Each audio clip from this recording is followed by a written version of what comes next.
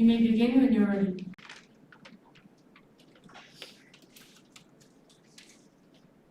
Honorable chairs, distinguished delegates, and everyone here, thank you for attending. Here are the Republic of Korea's representative policies in response to COVID-19. The confirmed cases drastically increased from February because of New World Church. Korea upgraded the infectious disease crisis level to severe level. In March, Korea signed a current swap with the United States of America to ease the foreign market leaders. In the same month, Korea exported the test kits for 51,000 people to the UAE as well as the 110 nations. In May, Korea localized and distributed the self-quarantine safety protection applications in Latin America. In June, Korea decided to prohibit the quarantine international standards. In August, Korea and Iran agreed on setting the humanitarian trade of medical supplies. But still, the world cannot stop the spread of the virus, and lots of medical professionals are expecting the second pandemic. Simultaneously, the economic downturn is getting worse, and protectionism and nationalism are being prevalent in many nations. The economic downturn don't care about the Korea argues for expanding active communication to overcome this crisis. Therefore, Korea is suggesting following the countermeasure for post-COVID-19 globalization.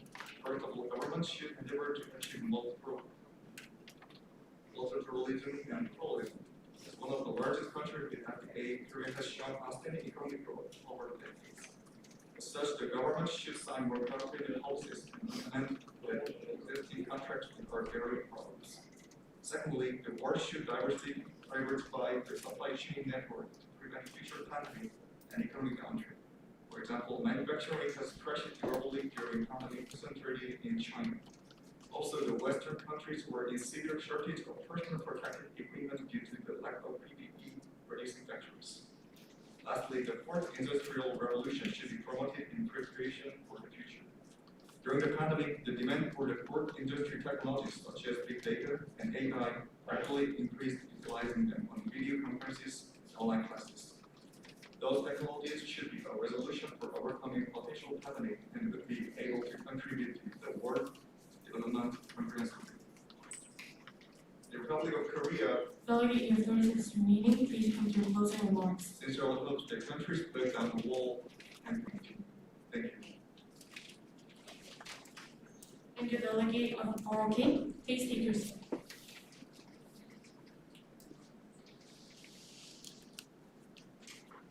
Delegate of Russian Federation, you may approach to the podium.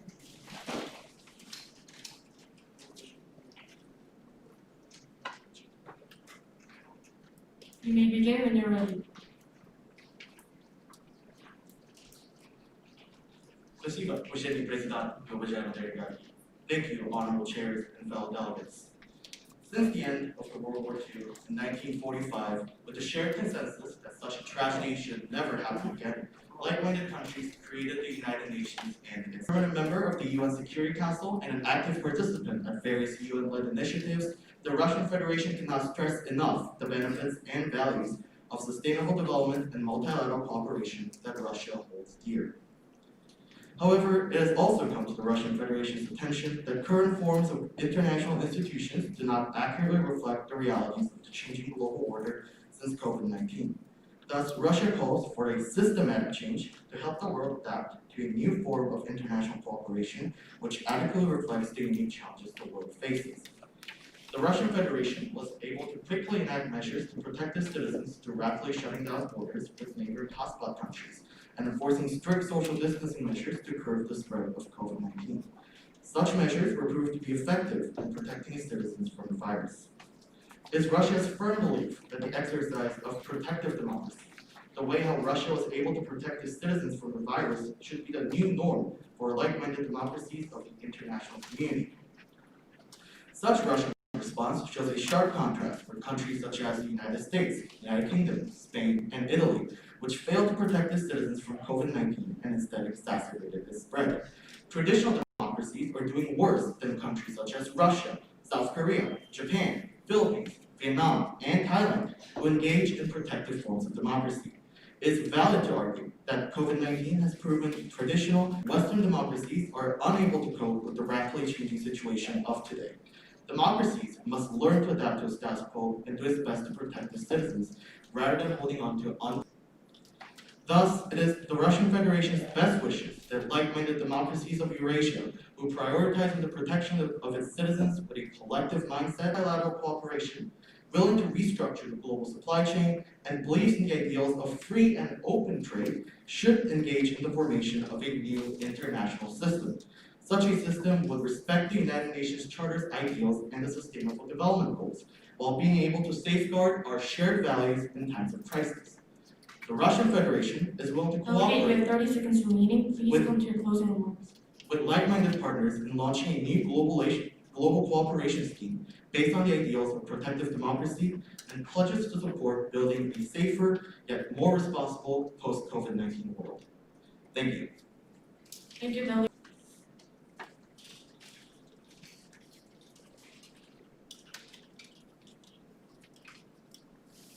Delegate of Singapore, you please approach the podium.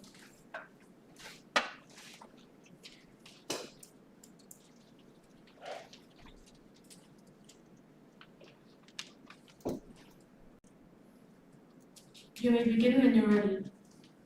Dear Honourable Republic of Singapore, due to the current unexpected event of the COVID-19 pandemic, the open system of the trade that had dominated the world economy for decades is in a big danger, leading the world to deglobalization. International cooperation is urgently needed for the post-COVID-19 era. And most importantly, the pandemic has thrown the spotlight on food security. The pandemic affects food supplies in the world's wealthiest countries. Food protection becomes a new normal. This is particularly worrying in Britain, where 8% of the food is imported, but the US, for example, imports most fruit. More broadly, some modicum of global policy coordination is essential to prevent food protectionism from becoming the post-pandemic new normal.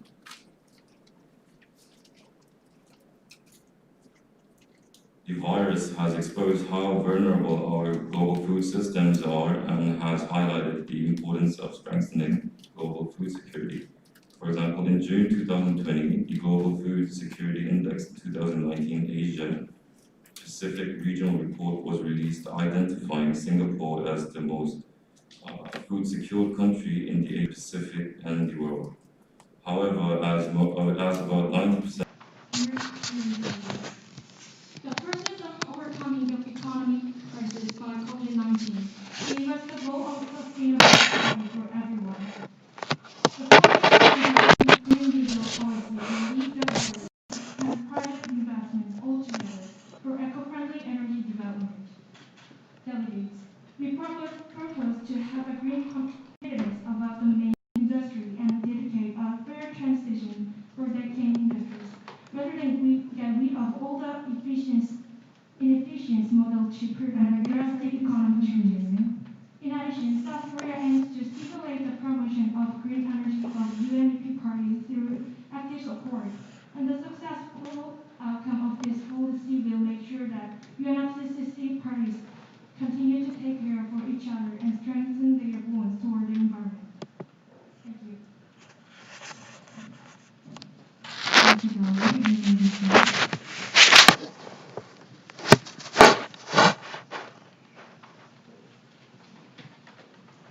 Delegate of Russia Federation, please approach the podium.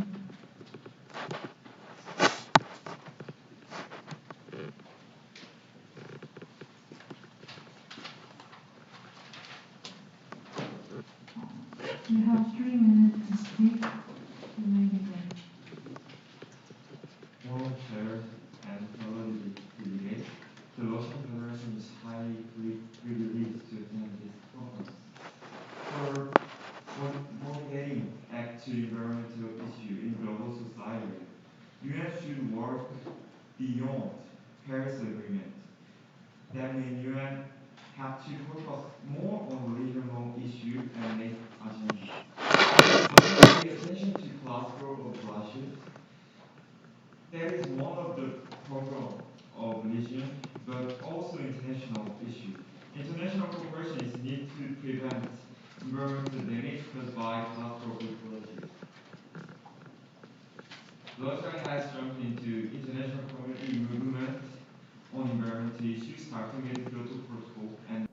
alternative spaces for farming and extending help to local farmers to harness technology to grow more with less. The Republic of Singapore will continue to support local farmers in sustainable production to lessen the dependency on other countries. Unlike large countries with ample amount of land, fresh water, labor, and inputs, small island states are vulnerable to external phenomena beyond their control and have low resilience, as Singapore has shown what it can do to develop solutions which show capacity to buffer against supply disruption for a short period of time by developing internal capacity. Delegate, your time has to elapsed. Please return to your seat. Thank you.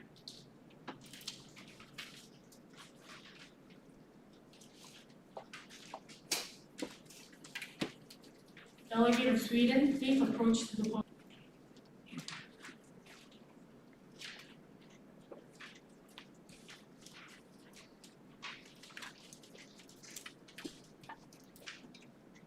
You may begin when you're ready.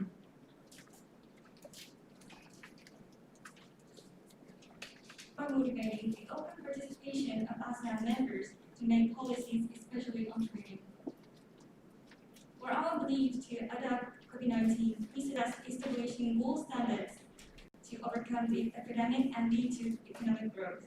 Setting global standards for self-quarantine and issuing internationally approved certificate for proven safety from the disease will be helpful and useful for increasing labor and capital mobility while reducing confusion from different outlets. In addition, increasing international trade is needed, especially for nations which cannot produce enough for their needs during the pandemic. To do so, we suggest having more international communication to make and modify agreements according to current situation, reducing the tariff for essential and urgent products.